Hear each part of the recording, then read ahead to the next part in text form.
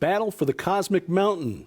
SkyWatch TV News for Tuesday, October 6th, 2015. I'm Derek Gilbert. In studio, special guest, author of a new book that we recommend for your reference library. It's The Unseen Realm, Recovering the Supernatural Worldview of the Bible. We welcome Dr. Michael Heiser to the studio. Mike, Derek, welcome. Thanks for having me. The Cosmic Mountain is a theme that you deal with in The Unseen Realm, and it helps to understand better what exactly is going on from basically the biblical narrative of history and also prophetically what is going to come.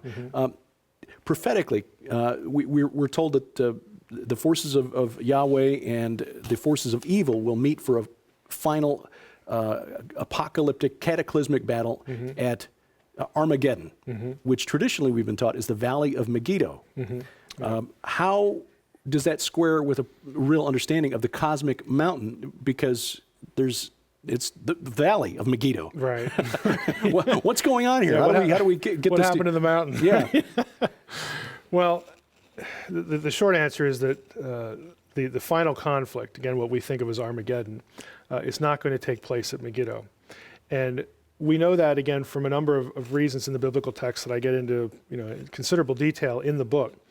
But for those who the cosmic mountain idea is new to, basically this refers to Yahweh's living space, Yahweh's domain. And where God lives, that is where his counsel is, because that's how he runs the cosmos, again, with and through his divine counsel. And so you get, again, certain accrued terminology to that idea in the Old Testament. And one of those terms, let's just talk about two of them that are kind of important. One is the heights of the north. Okay, in Canaanite literature, the heights of the north, the Yarkate Tzafon in Hebrew, was the domain of Baal and his council. Now again, everybody in the ancient world sort of knows who Baal is. He's this sort of ubiquitous figure. But in Ugaritic literature, that's the literature of ancient Syria, a specific city in ancient Syria, this is mentioned several times, again, as being the dominion of Baal. And Baal in Canaanite thinking is the sort of the top guy. He is actually called the king of the gods, again, under the sovereignty of El, but nevertheless, he's the one who runs everything. Well, in Psalm 48, we actually get Zion referred to as the heights of the north, the Yarkate Tzafon. And if you're familiar with the background material, you might say, wow, what in the world is the biblical writer doing using a term that's associated with the place where Baal lives and runs everything and sort of transferring it over to Zion? Well, it's important because the biblical writers do this a lot. They will take phrases from Canaanite literature or concepts that the people living during those times would have known very well and incorporate them into their writings, and then they displace Baal. They displace the deity. They dismiss him. Okay, basically kick him off the throne, and then put Yahweh, the God of Israel, on it.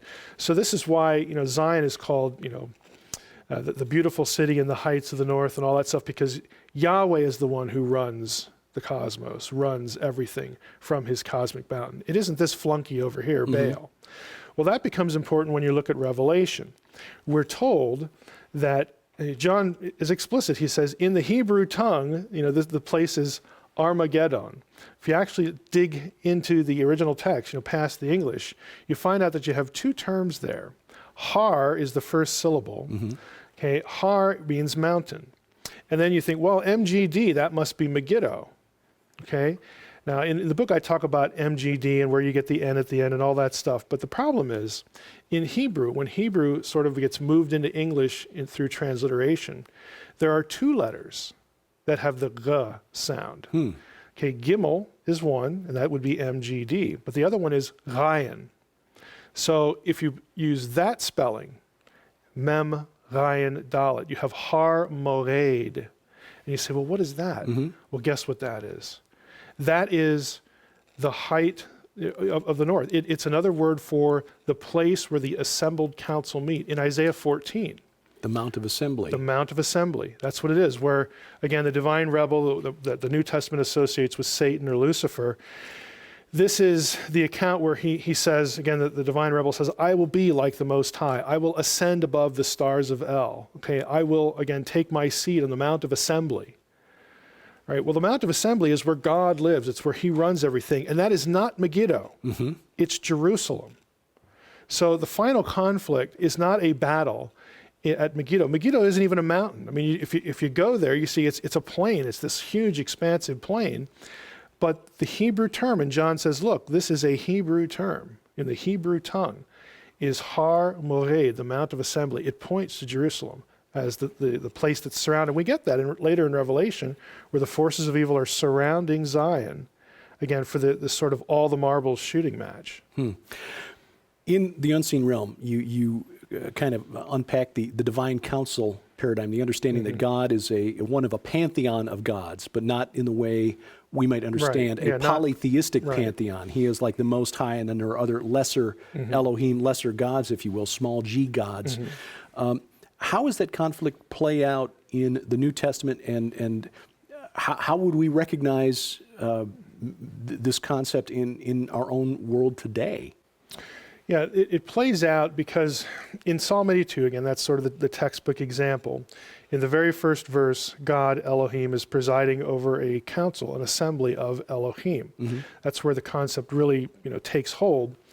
And that is part of, because of what's happening in the Psalm, God is judging these other Elohim who are over the nations but are corrupt. That goes all the way back to Deuteronomy 32, 8, and 9, where the nations were allotted to the other gods and the other gods to them. Again, it's part of the judgment at Babel. When the nations are scattered, God essentially divorces them. He disinherits them from a direct relationship with him, and he puts them under the authority of the sons of God, Deuteronomy 32, 8. So they become corrupt. They seduce the Israelites into worshiping them, and that's why they're being judged in Psalm 82. Well, this whole worldview, that the world is really Israel, Yahweh's own domain, that's Deuteronomy 32, 9, and all the other nations are under dominion of other gods who become hostile to Yahweh. So Yahweh against the gods, Israel against the nations. Paul inherits this worldview, and these other gods are the principalities, the powers, the thrones, the dominions, all these geographical dominion terms that Paul uses so for in the Ephesians powers of darkness. 6:12, when he says, we wrestle not against flesh and blood, human opponents, but against principalities, powers. He's talking about literal evil intelligences. He's talking about evil intelligences that have the nations under dominion. And in a New Testament context, again, Old Testament frames it as nations versus Israel. Israel's the people of God. The New Testament, again, that sort of fades into the background, because you have the church, which is this circumcision neutral body, Jew and Gentile. And so then the conflict becomes really everywhere that the presence of God is, and that's in believers.